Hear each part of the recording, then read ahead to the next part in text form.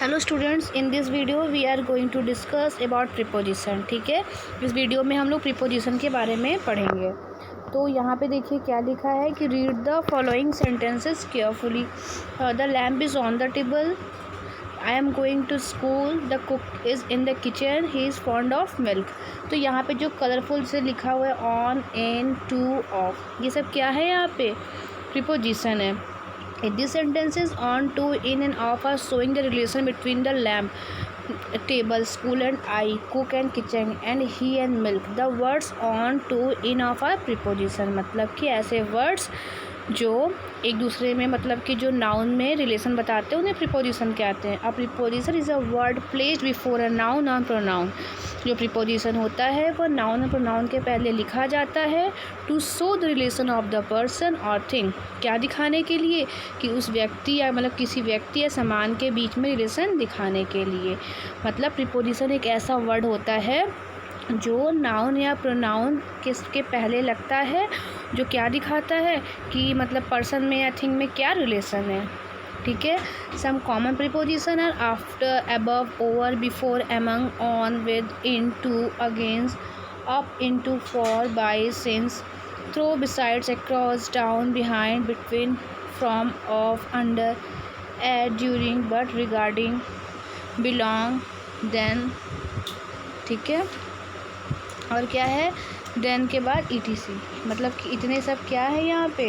ये सब है यहाँ पे आपके preposition. Now kinds of preposition. अब हम लोग क्या देखेंगे? Kinds of preposition. तो काइंड्स ऑफ प्रीपोजिशन आइए स्टार्ट करते हैं।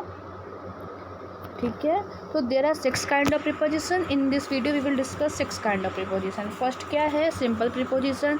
तो in the form of simple form of preposition, जैसे कि सिंपल प्रीपोजिशन में क्या होता है? The birds are flying in the sky, he knocked at the door. इसमें जो ब्लू लिखा हुआ इन, ऑन, अंडर, एट, ये सब क्या है? सिंपल प्रीपोजिशन है। ठीक है। और क्या है यहाँ पे? डबल प्रीपोजिशन क्या होता है? When a preposition is made by joining two simple preposition. जब कोई भी प्रीपोजिशन हो या कोई भी सेंटेंस हो जो दो सिंपल प्रीपोजिशन को जोड़ने से बने, उन्हें डबल प्रीपोजिशन कहते हैं। जैसे कि he entered into the house. ठीक है। जैसे इंटर्ड है from behind, from behind, from among, from within, from under, within, up to. तो इन्हें क्या बोलते हैं? डबल प्रीपोजिशन बोलते हैं। ओके। नेक्स्ट है यहाँ पे, एक मिनट, नेक्स्ट है यहाँ पे कंपाउंड। ठीक है। नेक्स्ट है यहाँ पे compound preposition. When a simple preposition is added before a noun और एन एडजेक्टिव और एन एडवर्ब। ठीक है। जब किसी सिंपल प्रीपोजिशन को, ठीक है, किसी एडजेक्टिव, नाउन या एडवर्ब के पहले ऐड करते हैं तो कंपाउंड प्रीपोजिशन होता है। The simple preposition by and on are respectively change into b and s. जैसे कि एग्जांपल में देखते हैं कि यहाँ क्या कह रहा है। ठीक है। तो यहाँ पे क्लियर हो जाएगा आपको एग्जांपल देख के कि my house is beyond the police station. ठीक है। जब प्रीपोजिशन किसी नाउन, एडजेक्टिव और एडवर्ब के पहले लगता है तो कंपाउंड प्रीपोजिशन हो जाता है। ठीक है।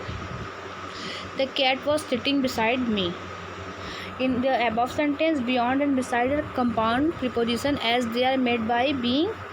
मतलब बी, मतलब कि ये कहने का मतलब है कि ये जो BE लगाने से बनते हैं उन्हें कंपाउंड प्रीपोजिशन बोलते हैं। जैसे बियॉन्ड, बिसाइड, इस तरह से। सम अदर कंपाउंड में क्या है? along, before. मतलब कि बी लगाने से, इस तरह से, मतलब दो अलग वर्ड लगाने से बनते हैं। जैसे along तो ये हो गया ना, all along, beyond, before, behind, इस तरह से। Participle preposition, a pronoun which qualifies to the noun or pronoun and is used freely is called a participle preposition। ठीक है। तो जो नाउन एंड प्रोनाउन को क्वालिफाई करते हैं उन्हें बोला जाता है participle preposition. During the day I do not take rest. दिन के समय मैंने आराम नहीं किया। Ask him regarding your case. मतलब कि मुझसे उतना ही मत पूछो या अपने केस के रिगार्डिंग ही मुझसे पूछो। Here during and regarding are used as participle preposition. Some other participle preposition क्या है? Including, excluding, considering, pending, touching, excepting, owning, ये सब होते हैं। ठीक।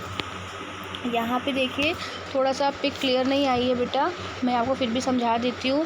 फिफ्थ है फ्रेज प्रीपोजिशन, ठीक है, फ्रेज प्रीपोजिशन। तो यही देखते हैं ये क्या होता है। A phrase which consist of simple preposition each at its and and it's used like a preposition is called a phrase preposition. जो फ्रेज प्रीपोजिशन होता है जो consist of a simple preposition, कि किससे बना होता है, सिंपल प्रीपोजिशन से बना हुआ होता है, ठीक है। जैसे एग्जाम्पल देखिए, in course of time he noticed his mistakes, ठीक। On behalf of the staff he was selected, he acted according to my instruction, ठीक है। जो फ्रेजेस समझ में देख के समझ में आ जाता है ना, फ्रेजेस हैं ये सब, तो उन्हें कहा जाता है फ्रेज प्रीपोजिशन। आगे है सम अदर फ्रेज प्रीपोजिशन कौन कौन से होते हैं, by, reason of, because of, in case of, in place of. ये सब बेटा आपको बुक से ही पढ़ना पड़ेगा, पढ़ेंगे तो आपको तभी समझ में आएगा, ठीक है। नेक्स्ट है special preposition, when the word then but does the work of the word except it is called a special preposition. जब जो देन और बट जो है वह किसकी तरह काम करते हैं, एक्सेप्ट की तरह काम करते हैं, ठीक है, तो स्पेशल प्रीपोजिशन होते हैं। इसका मीनिंग देखिए, हम एग्जांपल देखेंगे तो समझ में आएगा। What can he do but die, all is lost but honour, ठीक है। मतलब कि जब इस तरह से जब देन बट का यूज़ होता है तो उसे क्या बोलते हैं, स्पेशल प्रीपोजिशन बोलते हैं, ओके। आगे देखिए, use of some important preposition. यहाँ पे हम लोग कुछ इम्पॉर्टेंट प्रीपोजिशन के बारे में पढ़ेंगे। Following preposition are use after the verb. ये जो प्रीपोजिशन यहाँ पे दिए हुए हैं वो वर्ब के बाद यूज़ होते हैं, जैसे कि एट है, फॉर, फ्रॉम, इन, ऑफ। तो ये सब देखिए, ये किसके बाद यूज़ होते हैं, वर्ब के बाद। I saw him at his, ठीक है, looking at, loved, love at, good at. फिर फॉर है, स्टडिंग फॉर, देखिए वर्ब के साथ, waiting for, wished him, bad for. From है, सफरिंग फ्रॉम, एस्केप्ड फ्रॉम।